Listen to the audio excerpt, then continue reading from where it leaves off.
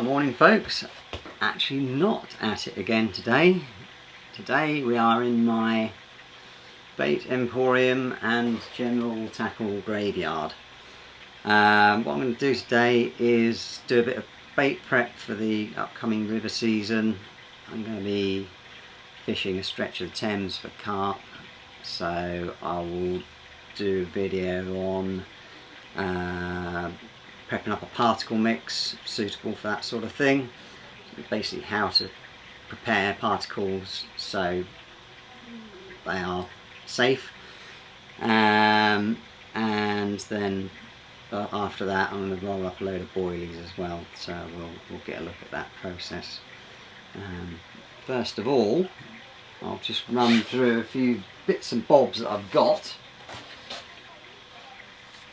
Sort of first main ingredient is a general party blend pigeon conditioner type thing that you can buy from any animal feed wholesaler or bait company. Here's your sort of general particle mix. As you can see, it's all fairly small apart from the odd kernel of maize, and they've got some these pea things in there. That's from a stuff called pigeon, I can't remember what it's called. It's not pigeon conditioner, it's something else, but it's a pigeon mix that's fairly big. I've actually created this blend up myself. You see things like that. They're groats. This is buckwheat, kind of similar to hemp. And then there's a lot of cracked maize in there as well, that will cook up to sort of cloudy sort of slush really. This is to get the small fish feeding in the swim. Basically, so I'm going to stick a bit of that in. That's kind of mainly going to be in there to bring in small fish. Small fish start to create a little bit of commotion on the bottom. That's hopefully going to draw in larger fish. Like the sound of fish activity underwater travels really far because water's so dense. So if you can get fish making noise and vibration, other creatures and hopefully some carp are going to come up and investigate and see what that commotion's all about. So they're all fairly small little particles, basically that stuff like roach, chub and skimmers and stuff like that can eat. Next one, sort of stepping up a size. This is a specimen party blend from AA Baits. These are all pretty large particles. So they're sort of sweet corn, chickpeas, maple peas, stuff that's about sort of 10 mils kind of size. That's going to be harder for the smaller roach to actually hoover up, so that's going to hang around there longer. Obviously there will be some big roach and they will be able to manage some of this stuff, but we'll get a load of that in as well. So that's the AA Baits specimen particle blend. So it's got red maize, maple peas, white peas, chickpeas, and I think that might be about it. There's a little bit of buckwheat in there as well. But yeah, see, much bigger. These are all going to swell up to double that size, so you can imagine roach really aren't going to have a good time trying to eat that. Just putting that all in a ruddy grey stock pot. I got this from a car boot sale for about 50p, but I don't know what size that is, but it's pretty bloody big. And then next we're going to move on to stuff that really only carp can eat. So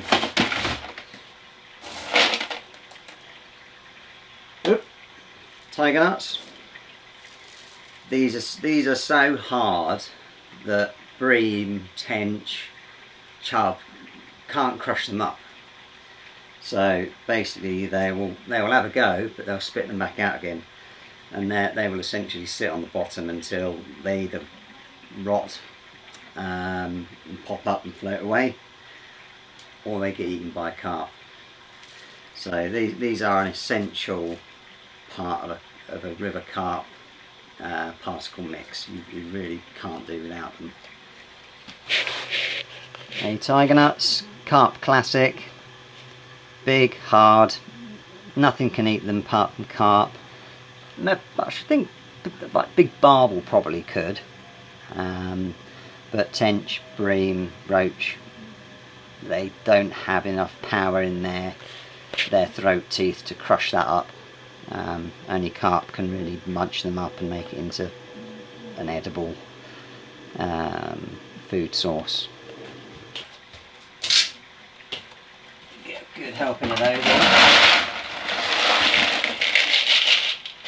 I'm going to go quite mad with them, do about half the amount,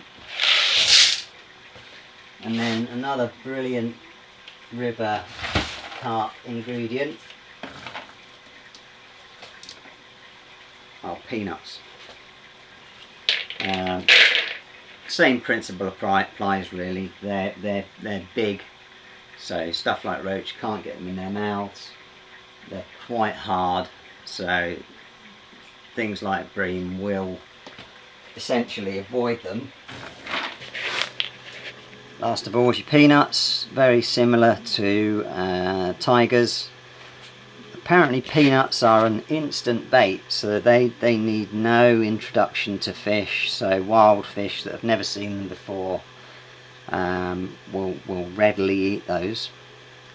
And again, they'll swell up to nearly double that size, so the most determined roach, which are the main sort of nuisance fish, if you like, where I'm going to be fishing, they're not going to stand a chance with those whatsoever, and I don't think the bream will be able to eat them either.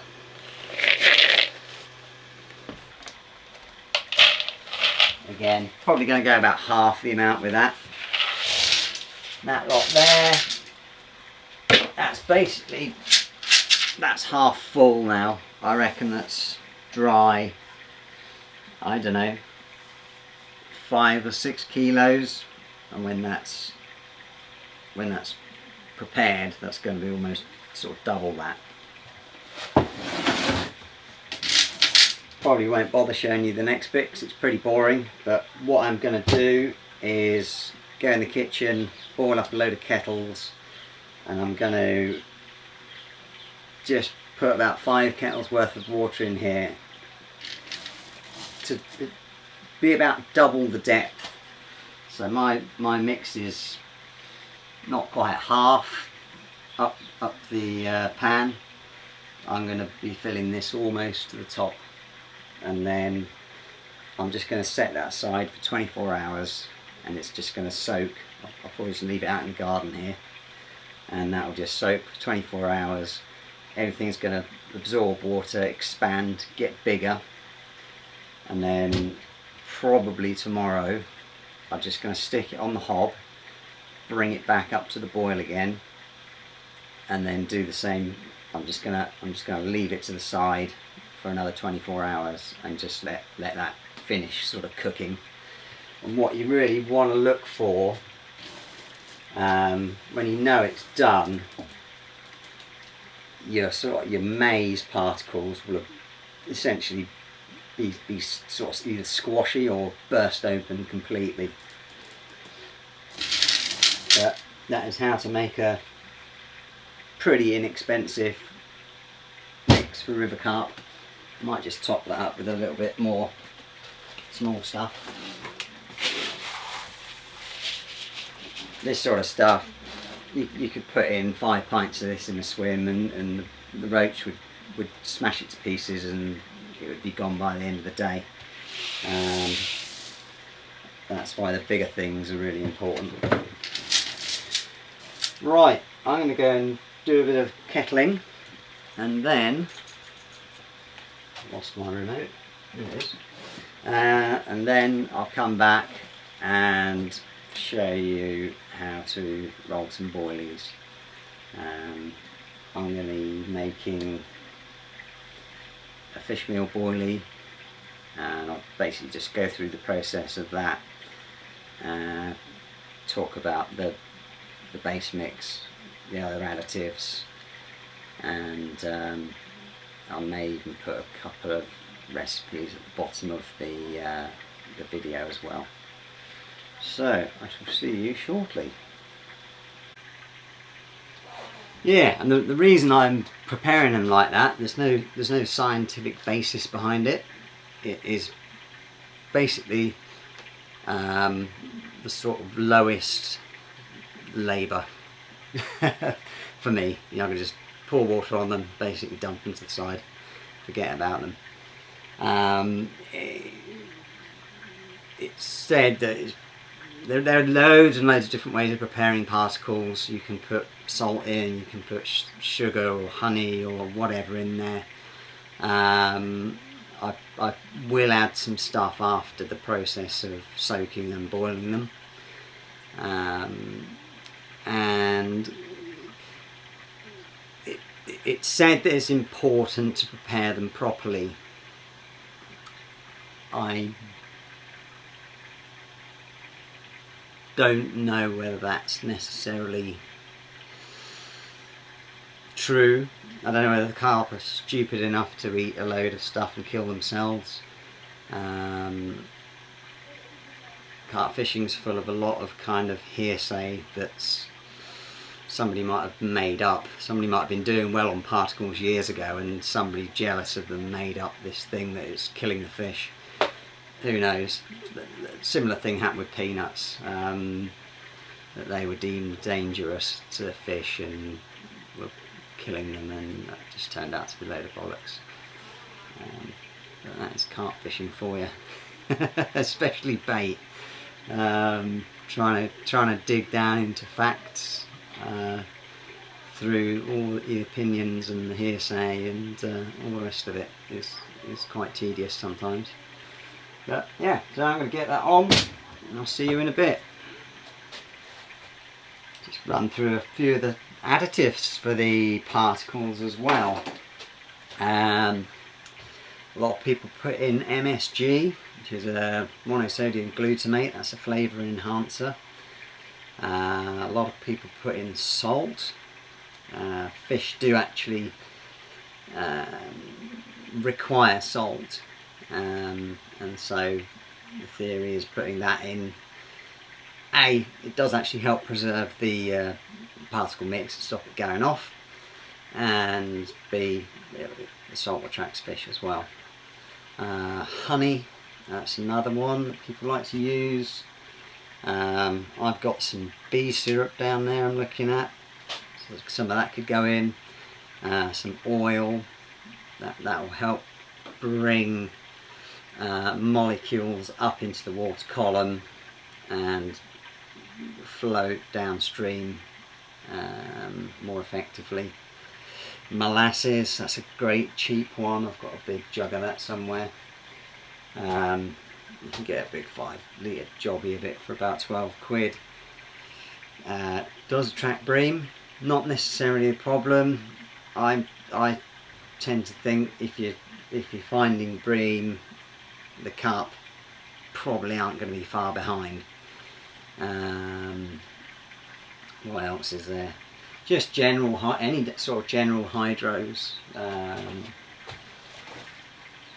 some fish there. What I tend to use is something that complements the sort of carbohydrate cereal nature of particles. So I tend to use molasses, salt, and there's a thing called wheat hydro, which is a hydrolyzed wheat. So it's a wheat that's been broken down by enzymes into like smaller protein chains. it makes it more detectable to the fish essentially. I've probably got some of that in the fridge. I'm not too fussy with particle, to be honest, simply because what have I got in here? I'm sure I've got some in there somewhere. It's just a fridge full of flavours and hydros and additives and stuff. Yeah, my main reason for using particle is to start that sort of pyramid of fish being in the area, the roach, then the bream, then the carp, rather than something that's going to instantly attract the carp to my spot. When I'm sort of getting a spot going, I would use a lot of particle initially, because I'm not expecting there to be necessarily carp in the area.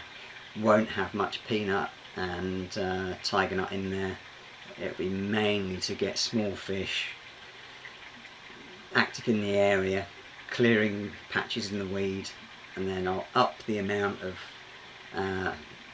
larger particles in the mix, and then I'll start introducing boilies when I'm kind of get the feeling there's perhaps some carp in the area. And that's how I do it. You could just go bowl straight in there with a ton of boilies, but you could just be feeding roach and setting fire to money. So this is a sort of cheap way of establishing a swim, and when you're putting in sort of, you know, every time I'm going down the river I'm putting in 10 kilos. If you're doing that with boilies, that's going to stack up pretty quick. So yeah, that's the reason for using particles for me anyway. I'm not a big fan of it generally for carp fishing. It's not something that forms, you know, if I'm going for a day session I just don't use particles. I think there are far superior and more attractive baits out there. A decent boilie for a start. So that's what we're going to have a look at next, making proper, decent, nutritious boilies. So I'll see you shortly.